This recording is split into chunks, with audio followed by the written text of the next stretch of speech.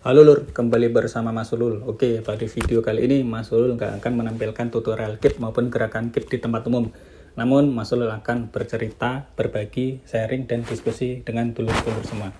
Nah, pada video kali ini Mas Ulul akan menceritakan kejadian terkait PSHT dan bonek pada tahun 2017 silam yang menimbulkan korban jiwa.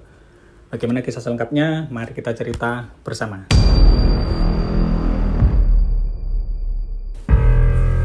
Peristiwa tersebut terjadi pada September 2017, tepatnya pada tanggal 30 kalau nggak salah.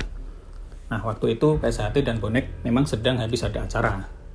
Kedua masa ini saling bertemu di jalan raya di seputaran Balongsari, wilayah Gresik dan Surabaya, di perbatasan gitu. Entah ada yang memprovokasi atau ada semacam umpatan atau makian, akhirnya kesalahpahaman terjadi. Aksi saling bentrok, saling lempar, akhirnya tak terhindarkan.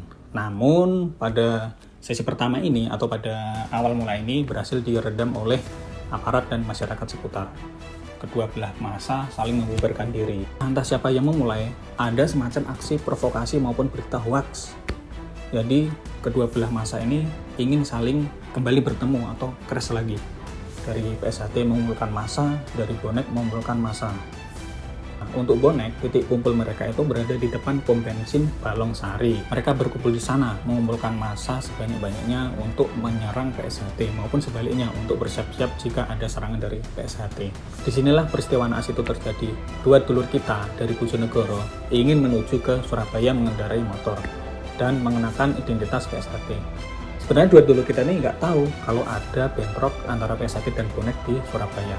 Begitu melewati pom bensin Balongsari, dua dulur kita ini langsung dihadang, dianiaya, dipukul, ditendang, hingga akhirnya meninggal dunia. Buntut dari kejadian ini, Surabaya memanas. Dari pihak PSHT tentu tidak terima dua dulur kita yang nggak tahu apa-apa dianiaya hingga meninggal dunia. Pihak PSHT menuntut kepolisian mengusut tuntas kasus ini. Akhirnya dari pihak kepolisian difasilitasi Pemkot setempat yang saat itu masih dijabat Ibu Risma sebagai wali kota melakukan mediasi antara PSHT dan bonek. Dari PSHT diwakili Mas Rosadin, dari bonek oleh Mas Andi Peci. Hasil mediasi tersebut, pihak PSHT meminta agar polisi segera menangkap para pelaku dan memberikan hukuman seadil-adilnya. Sedangkan dari pihak bonek juga siap untuk membantu polisi mengusut kasus ini. Tak butuh waktu lama, akhirnya para pelaku berhasil ditangkap. Mereka dijatuhi hukuman maksimal 10 tahun penjara. Nah, hebatnya nih di sini persaudaraan PSHT benar-benar diuji.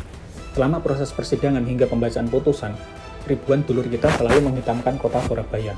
Bukan untuk melakukan aksi rusuh atau anarkis kepada pelaku, namun dulur kita ini hanya mengawal jalannya persidangan agar para pelaku diberikan hukuman yang sesuai dengan perbuatan mereka. Yang lebih membanggakan lagi, setelah kejadian tersebut, PSHT di Surabaya justru semakin dikenal luas oleh masyarakat.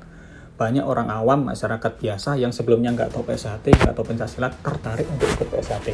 Mungkin mereka melihat di PSHT nggak hanya diajarkan pencaksilat saja, namun persaudaraan di PSHT juga begitu kuat tertanam kepada seluruh anggotanya. Itu mungkin yang ingin dipelajari oleh orang-orang awam di PSHT sana. Oke Lur, mungkin itu ya sedikit cerita terkait PSHT dan bonek pada tahun 2017 silam. Mari kita ambil pelajaran dan jangan sampai kejadian tersebut terulang.